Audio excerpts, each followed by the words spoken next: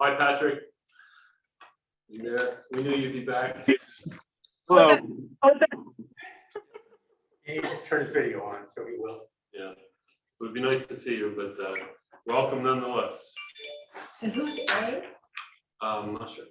His name is Arjun. Oh, he And lives across the street. great. And one, across the street from us, he's a new homeowner in the community. Okay, what's the partner house? Welcome, Arjun. All right. Welcome everybody online. Welcome everybody in person. It's now 7 o'clock. If we could go ahead and get started. It's Wednesday, April the 26th, 2023, and this is. Thank you. And everybody, welcome to the April 2023 Kensington Municipal Advisory Council meeting. All right. First, we will call the roll. We have present on the board myself, Lloyd Cowell, to my immediate left, Lou Elk, and to her left, Chris Bryden, and to my right, Dahlia Friedman. We have 3 members, regular members present, which constitutes a quorum, so we can go forward. Dahlia is currently an alternate, but we welcome her nevertheless. Moving on to citizens' comments. This is an opportunity for members of the community to speak on matters that are not specifically related to agenda items. So if there's anybody, including maybe Patrick, would like to address the meeting, you're welcome to do so at this time. Hearing none, we're going to move forward then and discuss the meeting notes from March 29th, 2023, which have been circulated to board members prior to tonight. Does anybody have any questions or comments or corrections to the meeting notes from March 29th? Well, I just wasn't present, so I wasn't present, so I'll opt out. So that's an interesting. I think we need to read it. Well, we have an Whoever's alternate can in. vote, right? Well, she was present on March 29th, Yeah, so Yeah. then you're good.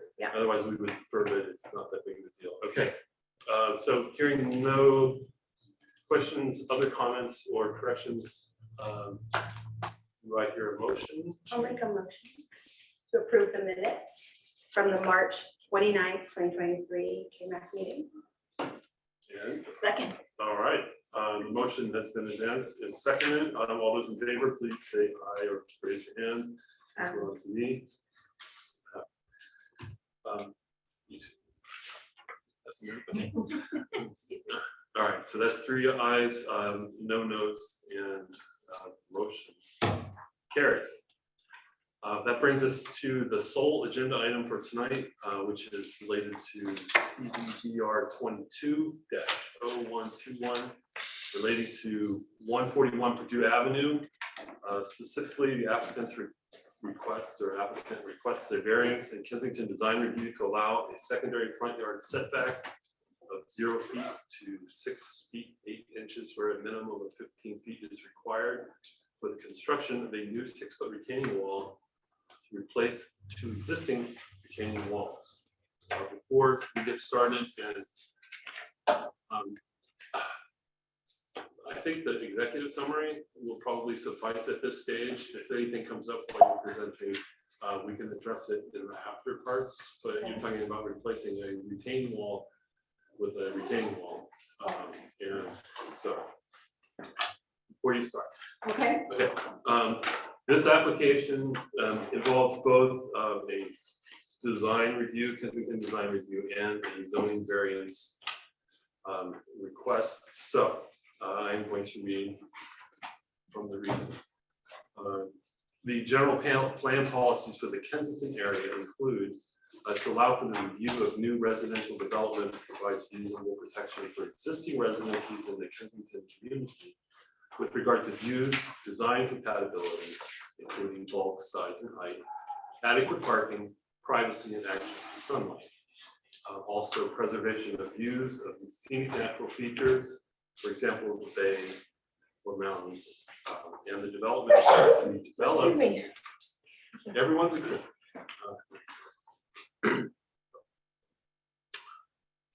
reservation of views of scenic natural features, for example, bay and mountains, and the developed environment, for example, bridges in the city skyline. These should be incorporated into review of development applications. Also, the board will review proposed residential development design compatibility with nearby development, for example, building mass, height, and mechanical activities, and provision for adequate parking. New residential development will be reviewed against realistic impacts of privacy and sunlight on surrounding neighbors. Consideration will be given to review of non-residential development in the Kensington community with respect to the previous policies stated here. As far as zoning variance requirements are concerned, special circumstances must exist before a variance can be granted. A variance cannot give special privileges that other properties do not have, nor can it approve a land use that is otherwise prohibited in the zoning district. By law, 3 findings must be made to grant the variance. 1, that any variance authorized shall not constitute a grant of special privilege inconsistent with the limitations on other properties in the vicinity in the respective land use district in which the subject is located. And that because of special circumstances applicable to the subject property because of its size, shape, topography, location, or surroundings, the strict application of the respective zoning regulations is found to deprive the subject property of rights enjoyed by other properties in the vicinity and within the identical land use district. And that any variance authorized substantially meet the intent and purpose of the respective land use district in which the subject property is located. Failure to find so shall result in a denial. All right. Sorry, did you say there's someone entered the? Thank you, Royal. Oh, I've entered the chat. John Kramer. There we go. Welcome here. Maybe it's because it's step. You might have to escape out. Looks like I do. Yeah, I think you're right, Chris. Zoom is never our friend. All right, having said all of that, and if we can, Okay, we are connected and everyone who wants to be here is here. I'll yield the floor to our applicant who can give us a cogent and concise summary. I'll coach him, but I'll do my best. This is not my. Go Okay, back to. ready? the Go back to You got it? yeah, right here. Okay, so we received 2 questions after this notice of public hearing Hey. to neighbors. Turn off the fan, turn off the heat. Mr. Kramer, please mute. Sorry. No worries, thank you. The first question was regarding what actually does this mean? Ed, well, the pointer when I'm using on here is not working. So the second line underneath, it says secondary front yard setback. What does that mean? So Dahlia, you may not understand that term and maybe we haven't discussed it in earlier meetings, but I'd like to discuss it now because it does have impact on this project. A secondary front yard setback means that you have a 15-foot setback on your side yard. So if you could go down to. Next slide. Mhm. Next No, slide. Next slide. Correct. Okay, so Ed and I live at 139 Purdue. This property was developed in 1940, and the property line, because my pointer is not working, the property line ran from here across and all the way down to Purdue Avenue. That was developed in 1940. When they developed this property, they built a driveway down right on their property line between 139 and 141. Then in the early 1950s, 141 was developed. They built retaining walls along the structure and then all in the backyard. Along the structure, this was wood, and then as it came around the corner, this was all stone. It was beautiful 4-inch stone, but kind of concreted into the hillside. in the 50s, late 50s, the folks who owned 139, the Fords, sold 1/2 acre to the Hurleys who built a house at 137 Purdue.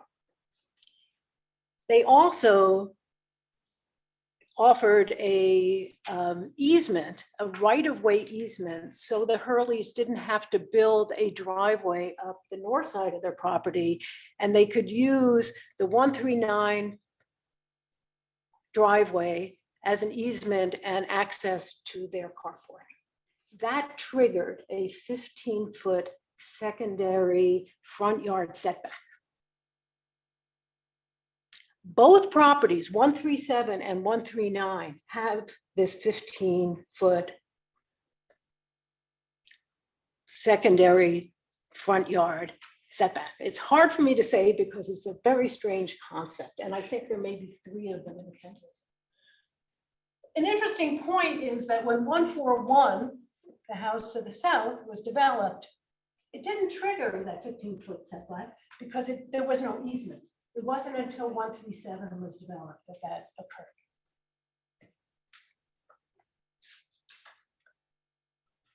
The retaining walls at 141 over time have collapsed. You saw them, I think you all saw them, I don't think Dahlia saw them, so we can go down a few. Yes, so this is Dahlia, this is the stone retaining wall that has failed, and the next picture is the wood one that has failed. Because I don't have the pointer, I'm just gonna have to go. No worries. Sorry. The driveway is here. This is soil that I've covered with a barrier. And there's actually nothing holding up this wood anymore because what we have on that hillside is called expansive soil. So when it gets wet, the soil expands and anything that's in its way gets pushed away. This is what's happened to this retaining wall, but it's also happened to our driveway. The rains of December, January, February, and March have created a situation with our driveway that we are very concerned about losing our driveway as a consequence of the driveway having nothing to support it anymore. This retaining wall is doing nothing, as is the stone. So you can go down one more. Okay, so this was designed by our architect and then our structural engineer. So in 2021, we designed a 1-story house to put on 141. Oh, and did I mention, Dahlia, that we actually inherited this property in 2017? Wow, thank you. Sorry, I missed that. Okay, so we own the driveway, the property up at 139 and 141. Our architect originally, when she designed the 1-story, designed it so this retaining wall was 2 feet south. And so you had a retaining wall, a planter, and then a driveway. After we saw what these expansive soils could do, we decided, and also because roots are lifting up the driveway further down, we have pepperwood trees and they have these very different roots. I mean, it's very specific to this species where the roots will lift up and actually come out of the ground. And so they are causing quite a bit of disruption on our driveway right now. So we felt that building the retaining wall right up to the driveway would be structurally more sound. If we put the retaining wall 2 feet to the south, so 2 feet in this direction, then you've created a situation where you have a retaining wall, you have a planter, you have a driveway, you're just adding to your problems. And the roots have no place to go but underneath the driveway or straight down. So the structural engineer changed the design and pushed this particular retaining wall at the property line, made a 6-foot jog, and then goes back 23 feet. And the reason for that is this is a very steep slope. And had we moved this retaining wall all the way to the driveway, which would still be in the 15-foot setback, it would have been 8 or 9 feet tall. That's a lot of concrete, that's a lot of, it's not a desirable. And this is actually where the retaining wall was in the past. It went around like this. So that's the reason for that. And that was one of the other questions that we received once the proposal went out, is why did you move that retaining wall right up to the driveway? You can go down one more. This is a letter from, we had a soil report done in 2018. And this is the executive summary, which basically says the site is underlain by highly expansive soil. It's not even expansive soil, it's highly expansive. And then the next one is from the structural engineer, basically explaining why he moved the retaining wall right up to the driveway. So that's our proposal. We would like to build this 50-foot retaining wall to save our driveway. One thing that I didn't add, and I will add now, is that if you can go back to that original map, which is way up at the top.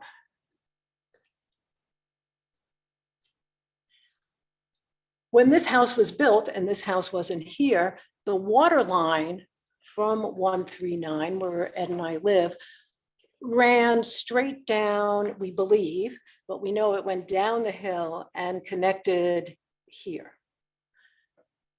We lost our water line in 2007, it broke. We didn't know where, we didn't want to start digging up our neighbor's carport. Well, we didn't know if it went under their house. We didn't know if it went under their concrete. So at that point, we decided to move the water line here, run across, and then run down the driveway.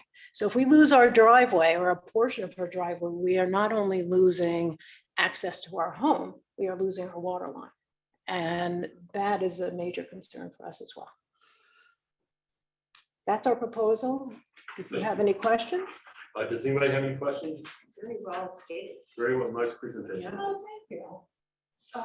Really, very well presented and stated. So clear. Thank you. No, you're welcome. The water line to me sounds critical, especially right since we're all in a high fire Oh, yeah. location. Mhm. Good point. Would the location or the height or the basically location of the retaining wall in any way interfere with a fire truck being able to turn around or pull up your driveway? That's a very good question, Dahlia. When in 20, I think 15, we did the entire driveway from the bottom all the way to the top at considerable expense. I'm sure. We also widened the Widened. driveway as much as we possibly could because we wanted fire trucks to be able to access and come up and turn around.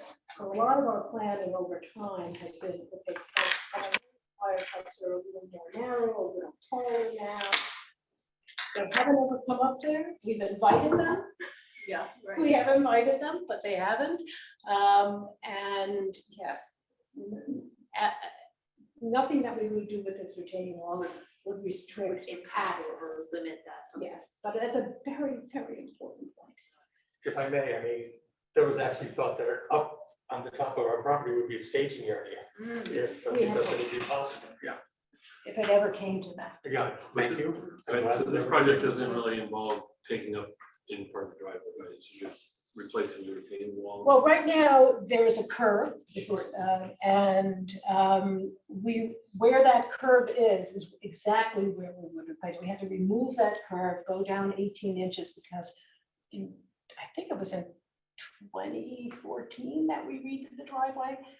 That we didn't own 117 at that point. 141. So we didn't own So 141. And so we couldn't really just start ripping up our neighbor's property. But once we took possession of it, we started thinking, okay, we need to do something.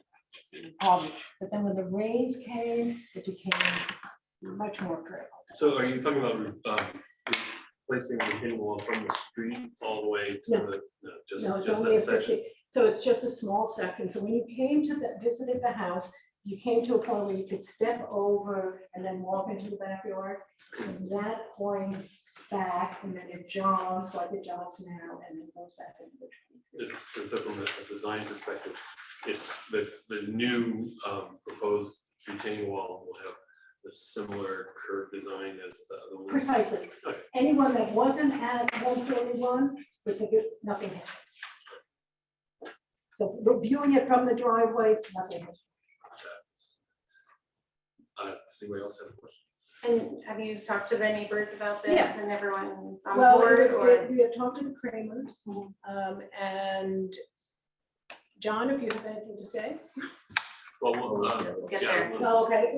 Board Board questions and first. then- Not yet. It's all right. Okay, no one step on your procedure here. But no, we have not got, I mean, it's an infrastructure. Yeah. issue. 141 is vacant right now? Yes, it has been vacant since 2017. And you ask why? Okay, that would be the question. Yes, that would be the question that begs to be asked. Okay. yes. When we inherited it, it went through probate for a year. Mhm.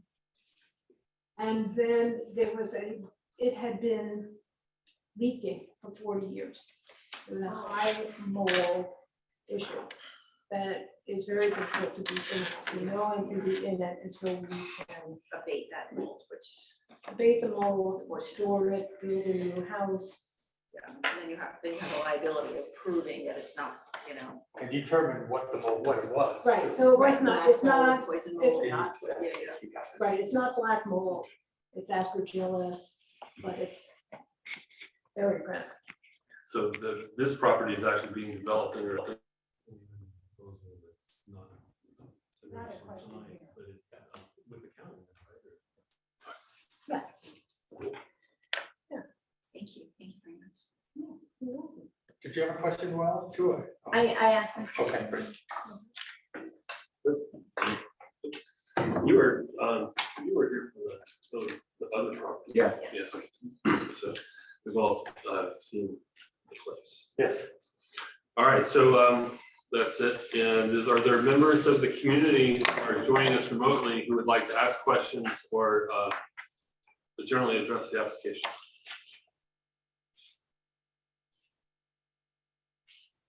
Are they all muted? Or they just not coming? Yeah, it looks like They might have something to say. John, Patrick, or Amy or Jay, if you would like to comment, we need to unmute. Arjun, There we go. Arjun, Good here. Patrick, if you'd like to Arjun, speak. now, yeah, thank you. You're on the air. Now you're muted. now you muted again. We'll get there. This is, How about Arjun, try and mute, and we'll take you first. I think it's stunned into silence. Kate's presentation was very formidable. All right, let's go to the phones. Okay, Arjun, you're on the air. I'm sorry. Yeah, all good here. Thank you. Appreciate the opportunity. All good, so All no good. comments? Oh, good, thank you. Okay, good. Thanks for coming, Arjun. 3, 2, 1, go. All right, so I'm going to assume that there are no other comments from the public unless I hear otherwise very shortly. Okay. This is the Kramers. We have no comment. Thank you. All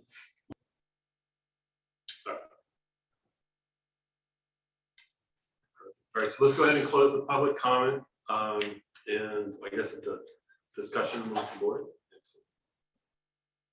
This looks like, to me, a replacement of an existing necessary infrastructure element. The design is really not a factor as far as I'm concerned. And it actually is done for the benefit of 3 properties, not just 141, but also 139 and 137.